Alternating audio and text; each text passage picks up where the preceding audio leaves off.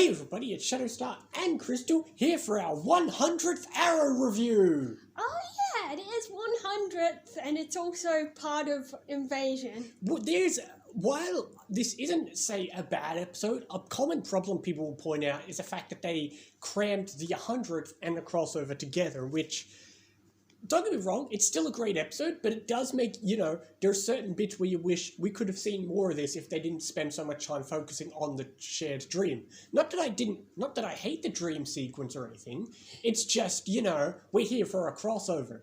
Yeah. It feels like you've got two great episodes that are sharing the spotlight when you should just have, these should be two separate episodes.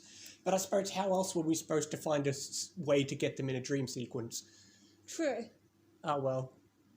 It was an interesting dream sequence. It was interesting seeing what they consider to be their ideal world. Oliver's is, of course, not being the Green Arrow, settling down with his whole family and with Laurel. Ray's ideal world was just... still running his company. But also his fiancée was Felicity. That's the one odd point. Why would his fiancée not be Anna? I guess then they'd have to find an excuse to somehow say why she isn't in the episode. Yeah. Diggle's perfect world was being the Green Arrow for some reason. No, this actually makes sense. You might think, why is everyone getting a happy family life and Diggle's not? Because, think about it, it's tied to who they were before the 5 years. Oliver was a regular guy before he got into both. So was Thea, so was Sarah. But Diggle was a bodyguard and worked in the army. He clearly was happy taking the dangerous path and trying to fight the greater good. So, in a way, that's still a summation of his ultimate dreams. Yes, but this takes place now when they have their memories of now. So you'd think his perfect world would be to live his life with Lila and baby John or Sarah. Or both. Who said he doesn't? Maybe he has both. Maybe he has his kids and his wife, but he's still the Green Arrow. Maybe. We never mentioned Lila or any of that. But yeah, it was a convenient way to, get as many of the Arrow characters back because, you get to see his parents again. Obviously, everyone else is here. They couldn't get some characters. They do make a sly reference with Tommy. Yeah, he's a doctor now. Because that's referencing the fact that the actor is on the show Chicago PD. Oh! That's why he said he's working in Chicago. Oh. Obviously, they couldn't get Roy, but at least he got to be a hologram at the end. Yeah. Yeah, which was a nice way to cram in a few more good moments. But yeah, it was a nice way to cram in as many characters, and I did like... It was a good way to do a 100th episode. Oh, and Thea's perfect world is apparently she still has the Verdant. Sure. We don't know if she's got a significant other or not, though. No. Oh, well. Well, in this timeline, she probably never met Roy. Or maybe she did. Here's the thing. It's a dream world. It doesn't have to perfectly make sense. Yeah, true. It's not like time travel. It's things went however you want them to. Exactly, which is why he's married to Laurel, just to piss off all the fans who really love Laurel. I don't, so who cares? But I suppose, hey, it's a good excuse to see her again. But, yeah.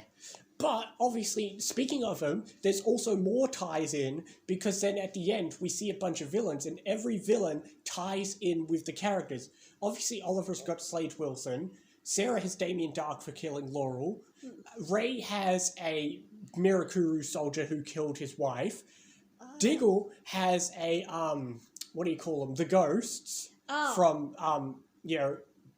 Damien Dark's army, because of all the stuff with his brother. Yeah. And then Thea's got Malcolm, I guess.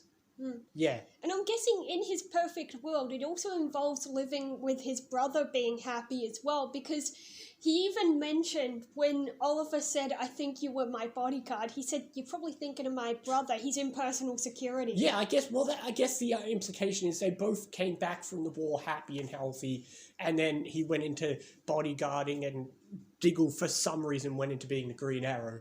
Yeah. But like I said, it's a dream world. It doesn't have to make perfect sense. I do love even though it's a very quick scene, I love the sequence when they escape from the ship and, they're on the ship and, the bit where the Wave Rider finds them, it always feels like that's part of an episode you wish you could have seen, from their perspective. Yeah, I want to see what Nate and Amaya were up to. Well, Amaya wasn't being paid to be in this episode, but I guess I had to put somebody on the ship, and they had to put Nate on the ship. Why? Speaking of which, Where's, like, Stein, Jackson, Mick? Back with, I don't know, maybe hanging out with Caitlin. Caitlin and Iris and... Doing what? There's a whole episode of them just chilling out doing fuck all, for all we know. But Well, we do it's have... not like there's much they can do. The problem at hand was that our friends were kidnapped. True. Which Cisco, Felicity, and Arrow B Team were working on that. True. And then they brought in Barry and Kara to help. Of course, we still had to have Barry and Kara because it's a crossover. They're being paid for it. Cisco shows up, and of course we had to put the B Team in here somewhere because they're already on the billing list. Yeah, it's So- an Arrow episode. Yeah. But speaking of which, you will notice they go after somebody who's got some technology. She's not important, but I was wondering if you'd know who the actress was. No? I don't remember her name, but she's the woman who voices Sapphire and Pad Paracha. Oh! Yeah. No, I wouldn't have recognized her by looking. Yeah, I know. So there you go. I've been waiting to point that out, but I figured I'd surprise you in the middle of the review. But yeah, also, you'll notice that at the very beginning of the episode, this episode once again opens with Oliver running through trees in his dream world. Yeah. This is interesting because this is the first season which doesn't open with Oliver or someone running through trees because they were saving it for this point. Every season has opened with Oliver running through trees. First on the island, and then like through some trees in just the suburbs and stuff like that. So yeah. But still, the dream world was nice. It was great. There was lots of good fan service. It just feels like... Oh, and Laurel had a canary necklace, which is the first time we actually see the official canary logo. That is a good point. That is a good point. But yeah, this is... And there was lots of nice little quick interactions between like Cisco and the B Team and him meeting like Curtis. Yeah, and... I know. Cisco literally points out that Curtis is a Cisco clone. Yeah, I know. I do like that. But yeah, that's the thing. Both of the sections are great. I love the little section with the B Team and Barry and Supergirl. That's great. You even get a bit with Renee being prejudiced against aliens. But, and the dream world is nice. It's just, it feels like two good episodes that could have been better if they were their own thing. I'm still going to give it a 9 because it's a great crossover and it's a great 100th episode. Yeah, I'll go 8.